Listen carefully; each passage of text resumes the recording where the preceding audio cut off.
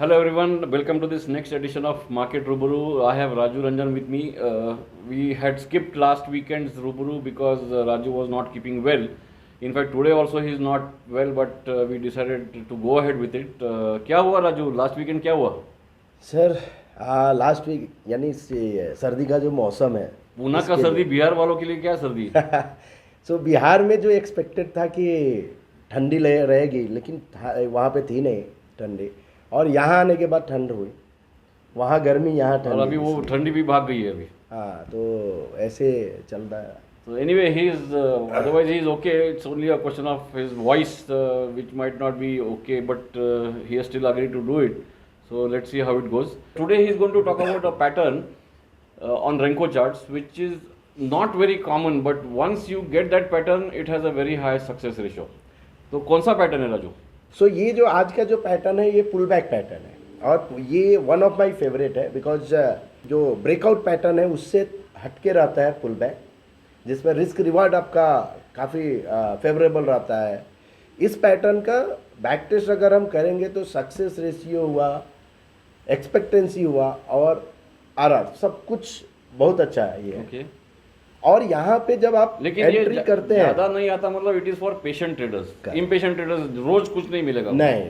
सो यही यानी जब अगर आया, जब मार्केट अगर रिट्रेसमेंट जो होता है उस फेज में अगर आता है तो ये अच्छा खासा मिलेगा। Okay. जब अगर ट्रेंडिंग फेज में अगर है तो शायद पॉसिबिलिटी है कि वहाँ पे आपको कम मिले। सो अब अगर हम बात करें कि ये जो करंट आपका जो दिख रहा है स्क्रीन पे, सो ये तीन फेज है जनरली जो मार्केट का जो फेज होता है। एक अप ट्रेंड है यानी हायर टॉप हायर बॉटम, लो यानी lower top lower bottom, down trend है, और ये साइडवेज है। इसके अलावा एक और फेज जो ब्रॉडनिंग फेज होता है, जो यानी उसमें आपका सपोर्ट भी ब्रेक होता है, रेजिस्टेंस भी ब्रेक होता है, one of the difficult phase. So अब अगर इस हर एक फेज में जो ये रेड लाइन जो दिख रहा है ये सॉर्ट ऑफ रिट्रेसमेंट है, बिकॉज अप ट्रेंड का ये रिट्रेसमेंट है, और आफ्टर रिट्रेसमेंट ये जो ग्रीन लाइन जैसे ये चेंज होता है तो ये सॉर्ट ऑफ पुल बैक है। ऐसा नहीं है कि ये डाउनफॉल शुरू हो गया या डाउन ट्रेंड शुरू हो गया। उसी तरह ये जो होता है, ये जो यहाँ ग्रीन लाइन जो दिख रहा है और उसके बाद का जो सो ये पुल बैक ट्रेंड होता है, pull back to the bearish trend. Correct. So ये पुल बैक इसको बोलते हैं। अब इसी से रिलेटेड ये रेनको पे जो पैटर्न है, जिस पैटर्न का नाम है 1 2 3 पुल बैक पैटर्न। ओके। सो उसके लिए अभी जैसे मैंने इनिशियल में समझा था कि ये ब्रिक जो फॉर्म होता है, और सीरीज ऑफ बुलिश ब्रिक है और सीरीज ऑफ बेयरिश ब्रिक है। ये क्लियर है बिकॉज प्रीवियस वीडियो में हम लोगों ने कवर किया है। सो जिसको अगर ब्रिक के बारे में या सीरीज ऑफ एंकर ब्रिक या कुछ नहीं मालूम है तो वो जाके प्रीवियस वीडियो देख सकते हैं। अब ये आते हैं कि ये स्विंग है, जैसे ये ब्रिक फॉर्म हुआ और एक ब्रिक नीचे रिवर्स तो स्विंग है फॉर्म, सो ये स्विंग है। वैसे ही वाइस वर्सा ये स्विंग लो हो गया, बिकॉज बेरिश ब्रिक और जैसे टर्न टू बुलिश ब्रिक, सो ये इसको बोलेंगे स्विंग लो। राइट। अब इससे रिलेटेड जैसे ये स्विंग हाई हो गया, ये स्विंग लो। अब आते हैं कि 1 2 3 पुल बैक का इससे क्या है। सो फर्स्ट पैरामीटर है bullish swing breakout. Okay. Because bullish swing breakout क्या होता है वो हम लोग फर्स्ट वीडियो में ही कवर किए थे। It should cross a previous swing high. तो जैसे मैंने स्विंग लो और स्विंग हाई जो बात किया वो हुआ। Second swing breakout followed by at least 3 bullish break. Okay, मतलब some kind of trend is established. Correct. So after breakout it should be in favor of your trend. Next, price retracement below the swing breakout, यानी जहां से अगर आपका swing breakout हुआ है उसके नीचे आना चाहिए। मतलब this is a breakout failure you can say, in a वे बोल सकते हैं, बिकॉज आपका ब्रेकआउट हुआ है उसके, और या उससे फेलियर से अच्छा है कि रीटेस्ट ऑफ ब्रेकआउट आप बोलिए। हाँ, बट जब वो ब्रेक होता है टिपिकली लोग सोचते हैं कि ये फेलियर होगा, अभी चलो शॉर्ट कर दें। करेक्ट। और next, so price retracement below the swing breakout but should not go below swing breakout और बुलिश ब्रिक रिवर्सल। अब इसको एग्जांपल में थोड़ा हम समझते हैं। अभी ये जो है ब्रिक हुआ, स्विंग हाई हुआ, प्राइस रिट्रेस हुआ, उसके बाद ब्रेकआउट हुआ, स्विंग ब्रेकआउट। ठीक है। तो अपना जो दो क्राइटेरिया था, क्या था? स्विंग हाई ब्रेकआउट, ये स्विंग लो ब्रेकआउट। तो स्विंग ब्रेकआउट हो गया। अब अपना क्या है, उसके ऊपर 3 ब्रिक होना चाहिए। Okay, correct. सो नेक्स्ट अगर क्या है कि स्विंग ब्रेकआउट, सो 3 फेवर अच्छा। में आना चाहिए। उसके बाद प्राइस रिट्रेस होना चाहिए with in the swing. Okay. सो ये स्विंग ब्रेकआउट हुआ, उसके नीचे में price So retrace. that is exactly what I was saying. Lot of people who buy on this breakout, for them this breakout level is the stop loss. Correct. तो ये stop loss trigger होता है because they think this is a breakout failure. हाँ, और जो correct, और ये जबकि ये ब्रेकआउट हुआ तो ये स्विंग लो इज हाँ, this. The actual breakout failure is below that low. Correct. हाँ, Exactly. पीपल थिंक कि वो ब्रेकआउट का जो लेवल है वो टूट गया, मतलब ब्रेकआउट फेलियर हाँ. है, वैसा नहीं रहता है। Okay. सो ये रहता है, लेकिन ये अगर कोई करता है तो इसलिए ये जनरली इसको बोलते हैं रीटेस्ट, राइट। बिकॉज आपका रीटेस्ट हुआ। उसके बाद actually in a way it is forming a higher bottom. Exactly, because आपका ट्रेंड स्टेब्लिश है। हाँ. और ये वीक हैंड जो है, जो जो यानी मार्केट से जो बाहर होते हैं, करेक्ट। बिकॉज प्राइस जैसे रिट्रेस होता है, चलो हम सेल करके एग्जिट होते हैं, अब और नीचे जाएगा, नहीं, ऐसा नहीं होता है। सो इस्टेब्लिश हुआ ये 3, उसके बाद रिट्रेस हुआ, और जैसे ये 1 ब्रिक रिवर्स होगा, ओके, मतलब ये स्विंग लो फॉर्म हो जाएगा। Correct, so this is called 1 2 3। अच्छा। सो 1 इज स्विंग ब्रेकआउट, 3 ब्रिक इन, यानी 1 2 3, उसके बाद रिट्रेसमेंट इज 2, एंड जैसे बुलिश ब्रिक फॉर्म हुआ तो 3 हुआ। सो bullish 1 2 3। So just to repeat the rules, one right from beginning. One is you need to have an established trend, then a small pullback, then the breakout of that swing high. That is the first step, the breakout. After the breakout, you need at least 3 bullish bricks, and then after the 3 bullish bricks, that is stage number 1. After the 3 bullish bricks, you need a retracement which goes below the previous swing high, but does not go below the swing low after the swing high. And then the reversal that marks the stage 2 of this pattern. And once it gives us brick reversal, which is a bullish brick reversal in this case, that is stage 3, and that completes the 1 2 3 pattern.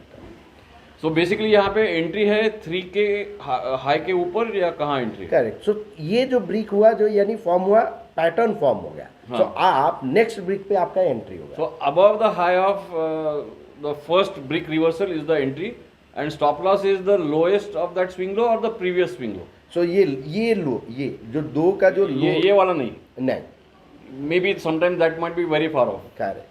सो ये जो 2 number जो आपको दिख रहा है, immediate जो swing breakout होगा, bearish swing Okay. Breakout is your stop loss. Okay, so that's why it gives a just a 2 brick stop loss. सो अगर आपका एंट्री अगर यहाँ पे है, सो नेक्स्ट ब्रिक एक फॉर्म यहाँ पे होगा और उसकी एक और नीचे। Correct. सो अफोर्डेबल स्टॉप लॉस है, यानी आपका जो जो बोलते हैं कि यहाँ के रिस्क रिवार्ड जो है, सो आपका एंट्री इधर हुआ, अगर इन केस ये फेल भी हुआ तो आपका स्टॉप लॉस बहुत कम है। Yes. ठीक जैसे ये बुलिश 1 2 3 पुल बैक है, वैसे ही बेरिश का वाइस वर्सा आप कर सकते हैं।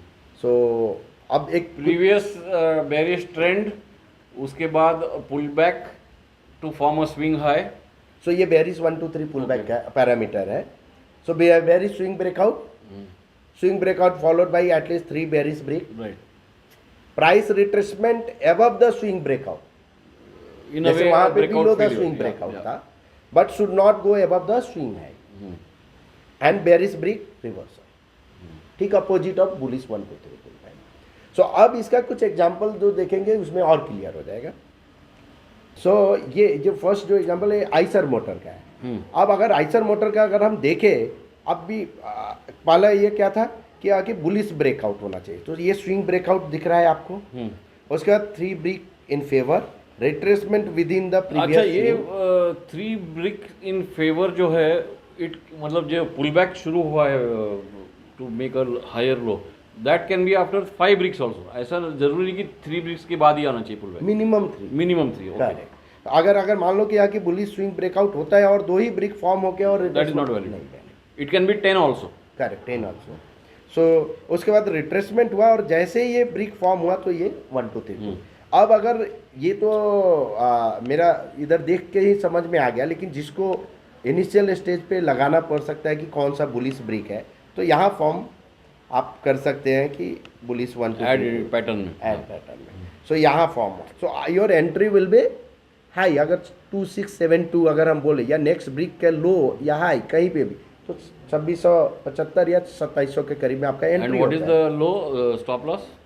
सो ये कंटिन्यूशन अगर ब्रिक का अगर हम देखें, so let me, continuation brick is 2593, so almost 80 point stop loss. Correct. 80 point stop loss in a stock which is 2600. So that is not even 3%. एक और वहाँ पे अगर आप देखें तो कंटिन्यूअस ये स्विंग ब्रेकआउट, यानी ये आपका trailing stop loss, again this will be So it is making higher highs, higher lows, and every small swing low will be the trailing stop loss.